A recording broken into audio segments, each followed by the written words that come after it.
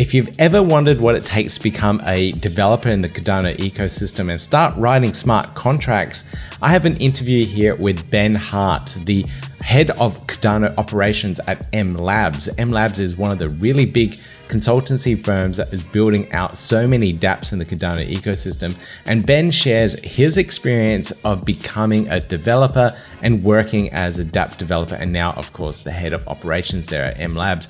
So he talks about his degree, which I bet you will not be able to guess what his university degree was, his college degree. You won't be able to guess it. But he shares his degree that he went through, and then, of course, his upskilling and moving on into other programming languages such as Haskell as well. So he talks all about that. But let's get into this interview. Yeah, gotta do it like that. You've been listening to the Learn Cardano podcast. So Ben, welcome to the podcast. Hi, thanks for having me.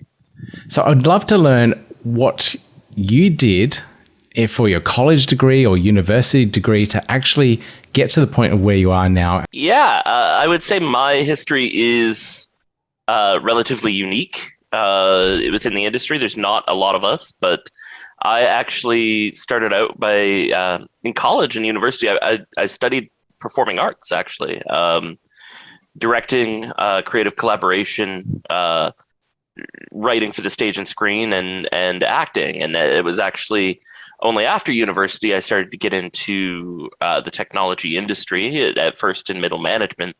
And then I actually, over the past decade, taught myself to code, and then became a developer at a few different consultancies. And that's what eventually led me to blockchain and ultimately Cardano. So I started off more in the web development world, really learned, got a ton of products out and released at different consultancies before I came to MLabs.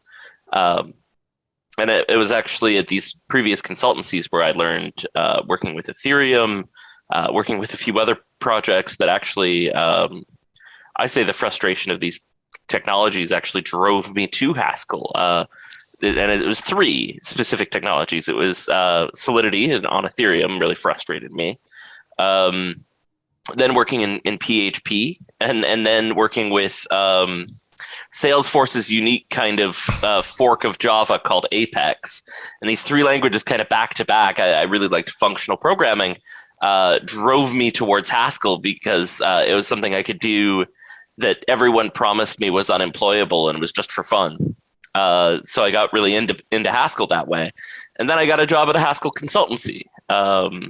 And we worked in the enterprise finance world for a year before we ever got into Cardano.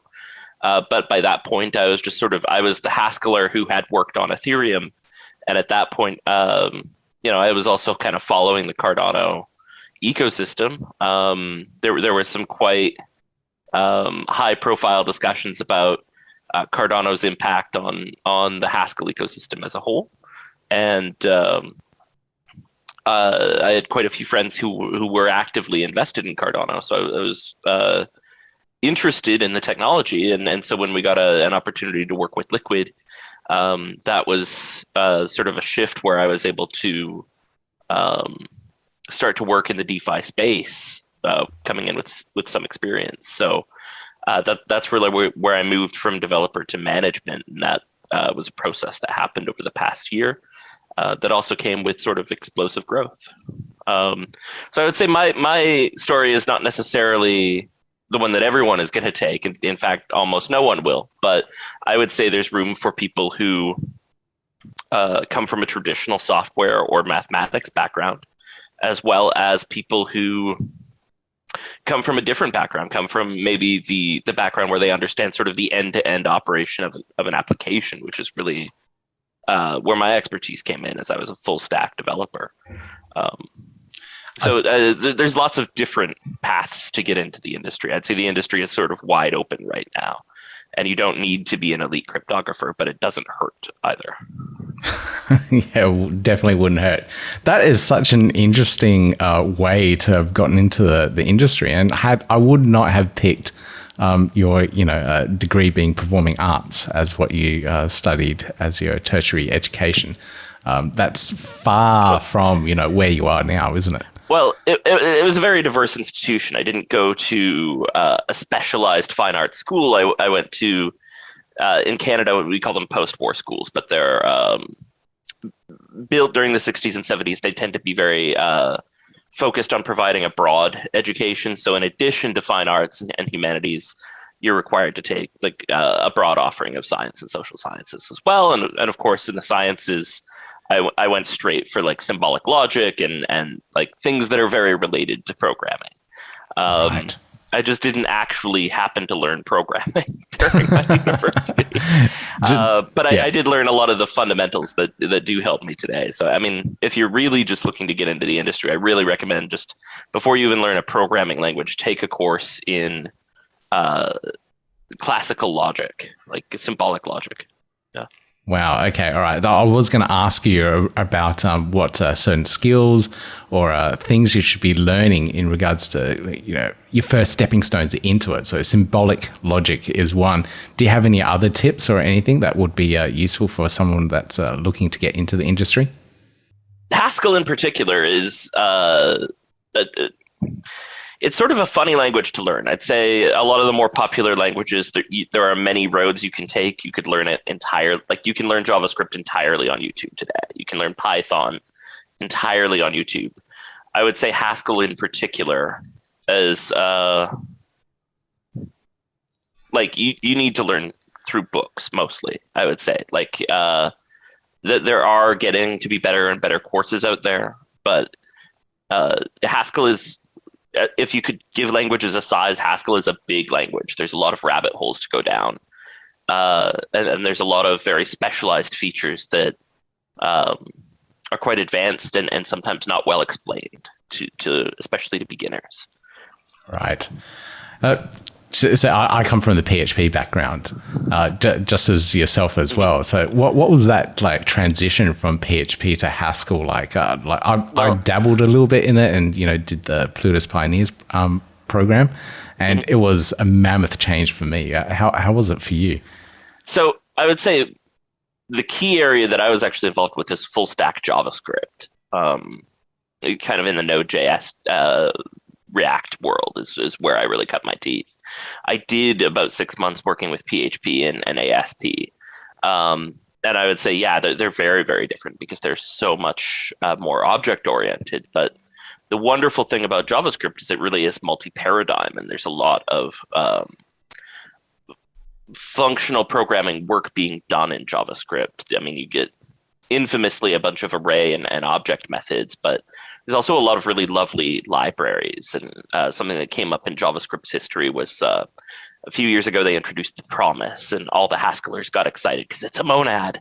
And there was a big debate, and the JavaScript community rejected a lot of the things that the Haskell community wanted out of it. But they got this spec for sort of Haskell-like functional libraries. They call it the Fantasyland spec, because it was sort of a mean-spirited comment from one of the JavaScript board members, as I recall, the ECMAScript board members, saying we don't live in a strongly typed Fantasyland. So, of course, they go off and they want to build the Fantasyland. So I was experimenting before I ever learned Haskell with a ton of these libraries. Ramda.js is probably the most practical. And then you get into things like Sanctuary.js and these really... it's almost like there are libraries in JavaScript out there meant for people who want to learn Haskell. Yeah. But already know JavaScript. And so you'll even see like the type signatures for these functions in the documentation. It's all built out as if it was a Haskell function. It's quite charming. So I'd say there's a really good bridge there for JavaScript. I'd say PHP, Java, C#, like it's a lot less of a direct path because they're not as sort of multi-paradigm. But JavaScript is very, very flexible. Yeah, I'd say it's one of the stronger languages to give you at least the basics of what you learn in Haskell. The more complex stuff is really out there, but Okay. At least that's a really good starting point. So anyone that's a full stack developer knows JavaScript quite well could possibly easily transition over with a little bit of upskilling and training. I've been telling people for months as we grow, like there's certainly a fear that in Cardano there won't be enough Haskell developers to go around, and maybe that's because MLabs is snatching them all up. But I really do believe that the wave of new Haskell developers is going to come from a JavaScript background primarily. Cool. Very, very cool. Very, very good to know. So anyone that's very strong in JavaScript can look for new opportunities here. So that's quite exciting. I'd say especially if you're already looking at those libraries I mentioned and sort of that area of JavaScript, because not all JavaScript is going to prepare you for this, but some can. Yeah. Okay. So in terms of your very first job that you got in the space, so working in Solidity, for example, how did you get that job? Like, did you just knock on their door and go, hey, I learned some Solidity. I think I can do this. The Solidity came as a requirement. Like, I was working for a consultancy, so I had done 3 or 4 projects with other technology, and we just had a blockchain job. We had a couple of them come up while I worked there. So my first job in the industry was really about joining a consultancy, right? And then it was just there was a continual stream of projects that I would work on across different applications. So there were some applications I built myself end to end. There were applications I worked on with a team, and then there would be projects that involved different technologies, such as the 3 I mentioned at the beginning: Solidity and PHP and Apex. Those were all kind of learned on the job doing consultancy work. So I was sort of forced into it in the fact that my job said, hey, we have a Solidity job for you, and it's the only job that the consultancy's got, so you're doing it, right?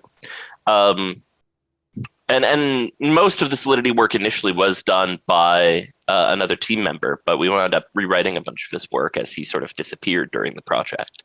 So it gave me an opportunity to learn a lot more about on-chain smart contract design. Okay.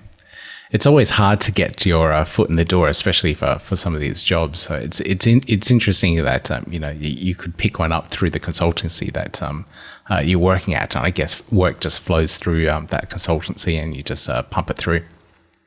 Yeah, I mean, working at a consultancy can be sort of a double-edged blade that way, because you are working on a lot of different projects. You gain a lot of very valuable experience, but you're also forced to learn technology on the fly sometimes, and it can be challenging work, but it can also be rewarding, and certainly you build up experience very fast in a lot of different tech. I do feel sorry that you had to learn Apex though. Apex wasn't pretty, especially the UI. Like the non-UI Apex is just Java, but the UI stuff was quite painful. Yes. I have to use Salesforce on a daily basis, and it is, I have to admit, very, very painful at times. So, yeah, that's okay. It's not your problem anymore. So, in terms of like other skills that might be really desirable in the industry, is anything around like cybersecurity or ex-military cybersecurity experts? Would they be desirable in this industry, considering that we need to take care of a high level of security in general? I mean, ex-military is certainly something I see when we're talking about co-locations, like actual places where you're going to put a server where that server might be handling millions of dollars in funds. That's where you really see the ex-military side, and it's more about physical security. I don't know that I see a lot of ex-military cybersecurity experts in this space today. Maybe I do, and they just keep quiet. Maybe they're so in demand that they're just gone. But I really feel like the space is expanding at such a pace. And the reality is about 75% of all software development is really administrative. Like, once you understand how to write and read code, there's a lot of just little tasks, right? And I'd say that is where a lot of the real work needs to happen. Certainly, there are complex problems that need to be solved, and you need people who are more senior. or people who might have cryptography experience. For example, one project in particular I work with really needs people who aren't just cryptographers, but in particular are zero knowledge proof experts, right? And essentially, to qualify for that job, you need to be published. You either need to have worked on like one of these key libraries, or you need to be published. I mean, you could probably take, even if you're a step away from that, you would probably qualify. But it's a very narrow field with maybe, I don't know, 300 or 400 real experts on the planet, right? That said, I mean, there's such a broad range, right? There's what we're seeing is sort of a diversification of people who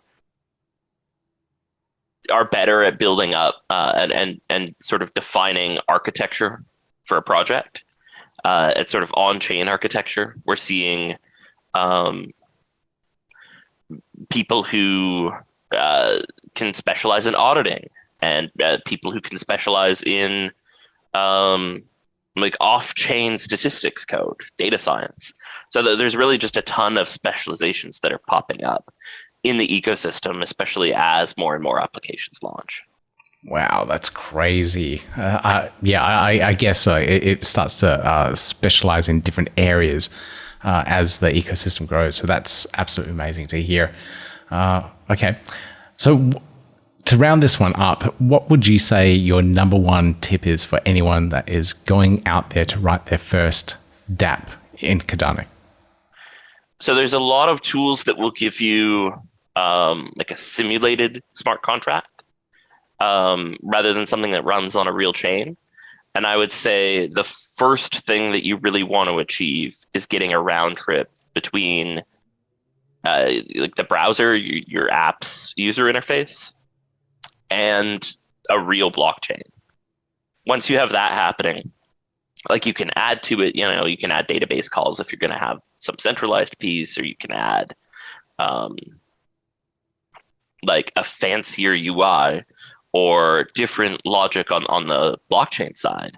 But the fact is, like, you have now created every piece of the puzzle. And I'd say for the first several months of Cardano development since September, and even before, that was really the missing piece for a lot of projects that really slowed them down is there's a piece of the puzzle that doesn't work well, right? And it could be, well, we'll talk about Plutarch a bit later, I think, but it could be, we can't write a script that's small enough to fit on chain, right? You get all of your script logic written for your on-chain code, and your smart contract won't actually work on chain, right? Or it could be, you're not quite sure how to connect it up to the front end in a reasonable way. So if you solve all of those problems before you really get into the logic,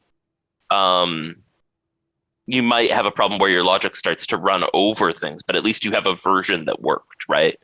It's kind of the MVP philosophy of like, let's just get something that works, even if it doesn't do much that's interesting. We can add interesting pieces as we go and iterate on it.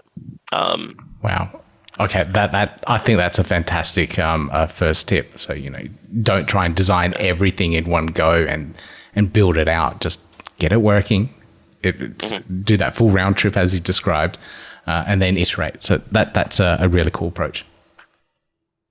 Yeah, I think it needs to be measured with understanding how all the on-chain pieces are going to work together. Architecturally, I think these pieces can be quite complex, and a minor security flaw can make you really need to change that architecture. Yeah. Okay. Well, thank you, Ben, for joining me to talk through all these aspects. And I hope anyone that is aspiring to become a application developer, a dApp developer in the Cardano ecosystem has gotten something out of this. So thank you so much. Thank you. So I wouldn't have not guessed that he was in the performing arts sector. before becoming the head of Cardano Operations at MLabs. That's incredible. It's quite a career transition and, like you said, pretty unique. But, you know, if there's anyone else out there with a very similar story, I would love to hear it as well. It's quite interesting.